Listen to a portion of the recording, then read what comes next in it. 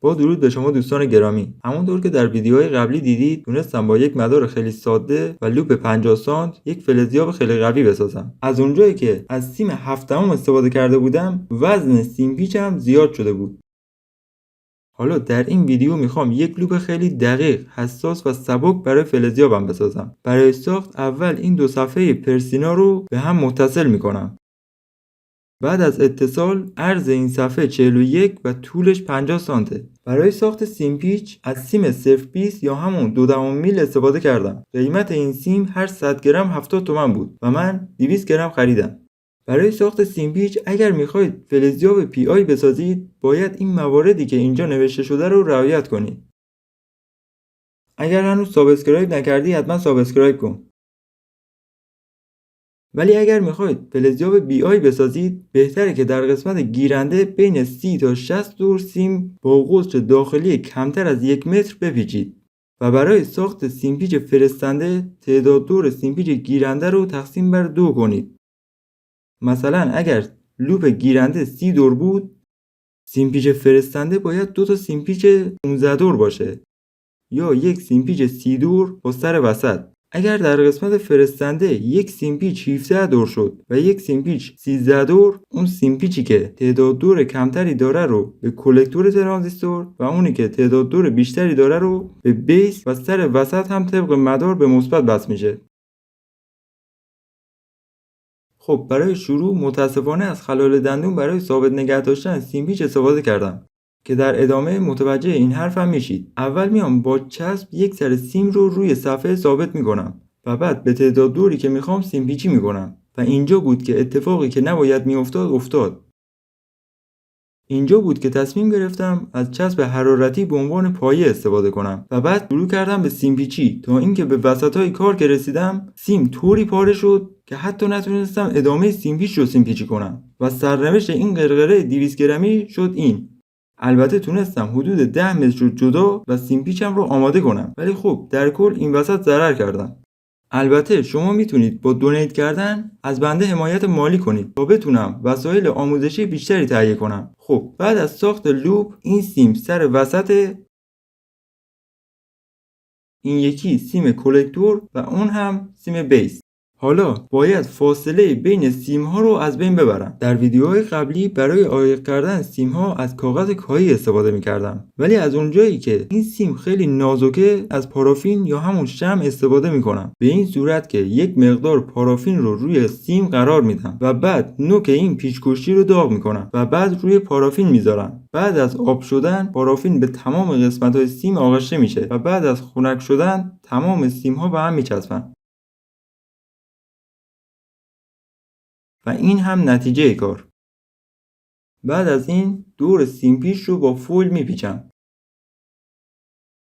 و بعد اگر نیاز بود دور تا دورش رو چسب کاغذی میزنم و بعد با اون یکی لوپ هم همین کارو میکنم. خب حالا میخوام این سیم پیچ گیرنده رو تستش کنم. اول یک LED به سیم پیچ وصل میکنم و بعد سیم پیچ رو روی سیم پیچ فلزیابی که قبلا ساخته بودم قرار میدم و همونطور که میبینید LED شروع به روشن شدن میکنه. با اینکه هنوز مدار تقویت کننده براش نذاشتم با این حال قدرت دریافت خوبی داره.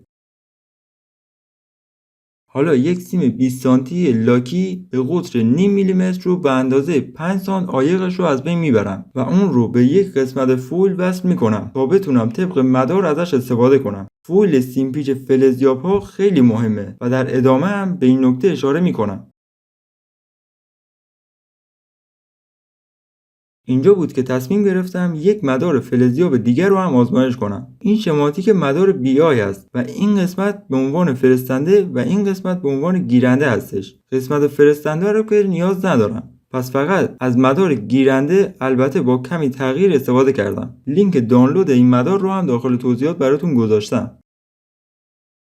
همونطور که میبینید حساسیت خوبی داره ولی از اونجایی که مدار کاملش قطعات زیادی داره و من بعضی از قطعاتش رو نداشتم بنابراین بیخیال مدارش شدم و رفتم سراغ مدار خودم.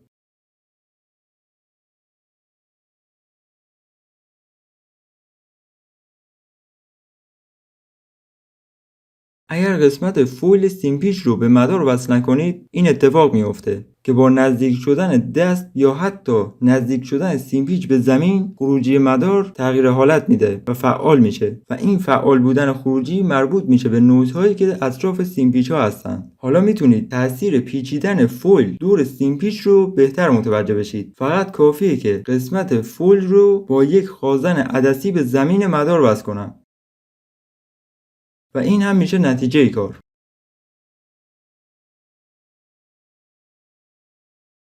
اگر تا اینجای ویدیو از ویدیو خوشت اومد حتما لایک کن.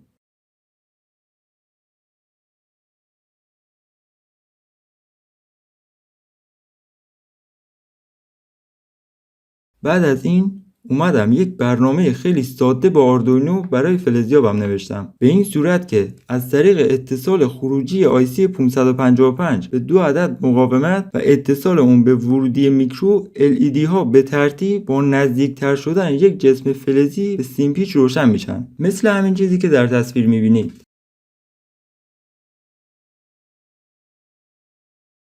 از اونجایی که مدل این دستگاه BI هست، بنابراین بهتره که برای سیم پیچ یک تنظیم کننده ساخته بشه که من به این شکل ساختمش. پیچ ثابت هست و با چرخوندنش مهره همراه با سیم به عقب یا جلو حرکت میکنه و باعث تنظیم دقیق‌تر دستگاه میشه. بعد از حدود 2 ساعت تنظیم کردن دستگاه، وقتی که روی حساس‌ترین نقطه تنظیمش کردم، تصمیم گرفتم که در نقاط مختلف خونه تستش کنم. ولی وقتی که از روی میز بلندش کردم، تنظیماتش کلا به هم ریخت و بعد در همون حالت ایستاده دوباره تنظیمش کردم و تازه اونجا بود که فهمیدم پایه مانیتورم فلزیه، در صورتی که داخل سایت نوشته بود جنس این پایه غیر فلزی است و همونطور که می‌بینید حساسیت زیاد و دقت بالایی برای شناسایی فلزات داره. ولی خب تجربه خوبی بود. حالا یه سوال، به نظرتون مدار فلزیاب با میکروکنترلر بذارم یا بدون میکرو؟ حتما نظرت رو کامنت کن. ممنون که تا آخر ویدیو با من همراه بودید. تا ویدیوی بعد، بدرود.